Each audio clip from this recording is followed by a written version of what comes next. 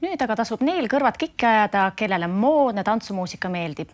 Airport Jamist on tulnud meile rääkima DJ Erki Sarapuu. Tere õhtust! Tere õhtust! Räägi sellest üritusest natuke laiemalt ja lähemalt. No, Airport Jam on ainukene ja suurim Eesti elektroonilise tantsumuusika festival, mis on toimunud juba väga mitmeid aastaid ja paraku see aasta on ta sellisel kujul viimast korda. Elektroonilisest tantsumuusikast, kui rääkida, siis tegemist on muusikastiiliga või siis muusikatööstusvaldkonnaga, mis on viimasel ajal vägagi plahvatuslikult populaarsust kogunud. Et kui me siin võisime rääkida ütleme 10-15 aastat tagasi, et tuleb mingisugune rockstar ja rockansambel ajab staadionide ja rahvast kokku, siis tänapäeval on olukord nii kaugele muutunud, või nii kaugele arenenud, et tuleb kohale üks produtsent DJ ja tal on välja müüdud suured kontserdid ja staadionid rahvast täis ja rockstarid siis juba pigem otsivad koostöövõimalust. Siin üks markantsemaid näiteid, näiteks Sting viimasel ajal on väga lahedaid lugusid teinud. Üks hea näide on koos Afrojackiga ehk siis EDM-i produtsendiga tehtud Catch Tomorrow nimeline lugu ja nii edasi ja nii edasi.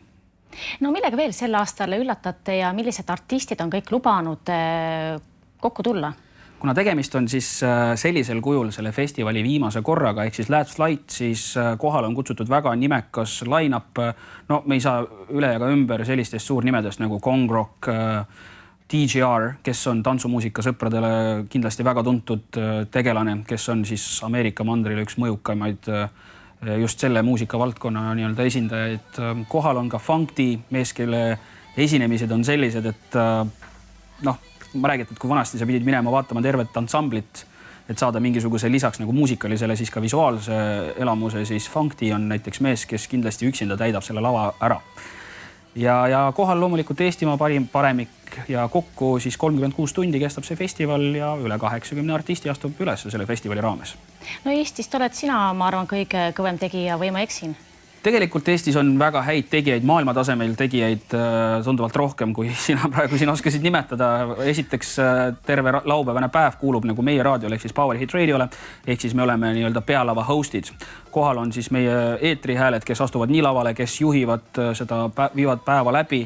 Kohal on peaesinejana siis ka Michael Woods, kes on ka väga tuntud nimi selles valdkonnas ja Eestist on, ma julgen väita, et Eesti tipp-DJ'd on kõik sellel festivalil esindatud. Et need inimesed, kes tulevad festivalile, need kindlasti saavad nagu siis meie enda koduriigi selliseid tublimaid DJ-sid nautida. Kui suur rabelemine üldse diskorite seas Eestis on, et kas meil üldse jagub neid häid diskoreid? Siin kuskil kunagi jooksis läbi selline infogild, et meil on 1000 inimese kohta tegelikult DJ-sid rohkem kui näiteks Ameerikas. Et seega konkurents on meil väga tihe. Aga õnneks on meil väljundi suutnud leida kõik vähegi tõsisemalt seda eluala ja siis seda elukutset harrastavad tegelased. Et väga paljud inimesed võib-olla mõtlevad, et mis see DJ töö siis on, et üks luistunud liibe ja tants ja trall ja väike naps on ja tegelikult see on, esiteks on see lausa elustiil ja see on ka füüsiliselt üsna koormav töö ja tegelikult väga paljud inimesed, kes proovivad oma kätt selles valdkonnas väga pikalt sinna jäägi, et leiavad enda jaoks võib-olla mõne sellise rahulikuma ja moraalselt võib-olla mitte nii väsitava väljundi töötades võib-olla mingisuguse, ma ei tea, pangamaaklerina või midagi taolist. Aga jah, Eestis on DJ-de ringkond on päris lai, aga alati võiks mahtuda värsket verd juurde. No mina armastan tõtt-öelda 80-ndate muusikat. Kas minul hakkaks seal Haapsalus igav? Ma ei usu. Ma miskipärast arvan, et see on jällegi asi, mille kohta nagu alati on nii palju, kui on inimesi, nii palju on erinevaid arvamusi. On olemas inimesi, kes armastavad retromuusikat, kes ütlevad, et tänapäeva muusika ei kõlba mitte kuskile. On olemas rocki inimesi, kes ütlevad, et tantsumuusika ei kõlba mitte kuskile. Folgi inimesed ütlevad, et elektrooniline tantsumuusika. Kindlasti on olemas ka inimesi, kes armastavad tantsumuusikat, kes ei tunnista teisi stiile. Ma isiklikult arvan, et tähtis on ikkagi vaadata nagu inimest ennast ja iga inimene peaks ise endale leidma selle, mis talle meeldib. Ja ma usun, et 80-ndate muusika, ta ei ole halb ju, ta on väga hea. Aga omal ajal oli ta samamoodi, ütleme niimoodi, et sinu ajal olid inimesed, kes ütlesid 80-ndate muusika kohta, et mis asi see nüüd on, et võiks ikka natukene paarkümmend aastat tagasi minna. Ja samamoodi on olemas inimesi, kes võib-olla 10 aasta pärast tulevad klubisse ja paluvad DJ-lt mängi midagi vanemat, mängi mingit retromat ja siis mõtlevad praegu nagu siis väga poppi elektroonilise tantsumuusika mõnda hitti. Et see kõik nagu käib ajaga kaasas ja see kõik areneb. Ja ma usun, et sul ei hakkaks seal juba kas või sellepärast igav, et kui sa vähegi hoolid nagu muusikas, siis kui sulle meeldivad erinevad soundid ja see, kuidas inimesed neid sound'e kasutavad, luues mingisuguseid muusikalisi teoseid, siis kindlasti sa leiaks enda jaoks päris palju uusi põnevaid ideid. Selge see. Kas on esitatud ka mingisuguseid eritingimusi artistide poolt? Siinkohal mul kahjuks või õnneks ei ole volitusi nii-öelda paljastada telgitaguseid ja samas ma tean, et on olemas selliseid DJ-sid, kellel on väga ekstravagantsed soovid. Näiteks üks maailma kuulsaimaid showmehi Steve Aoki on see mees, kes alati nõuab päris mitut torti lavale.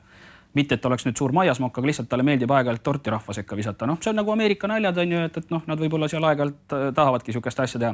Aga üldjoontes minu enda isiklik kogemus maailma suurnimedega, kellega ma olen kokku puutunud nii tööalaselt kui ka olles siis ise nagu nii-öelda vabale hetkel kellegi kontserdil, aga ikkagi omanud võimalust nagu nendega suhelda.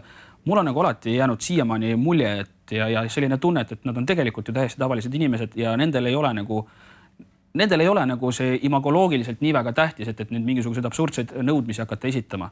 Et kui me siin räägime näiteks sellisest maailmakuulsast DJ-st nagu Ferry Corsten, siis ütleme niimoodi, et isegi mõnikord kodus tunned ennast tunduvalt rohkem sellise pirstutava staarina kui see härra, kes on paar korda Eestis käinud ja tuleb nagu vana semu ja on aitäh ette, aitäh taha.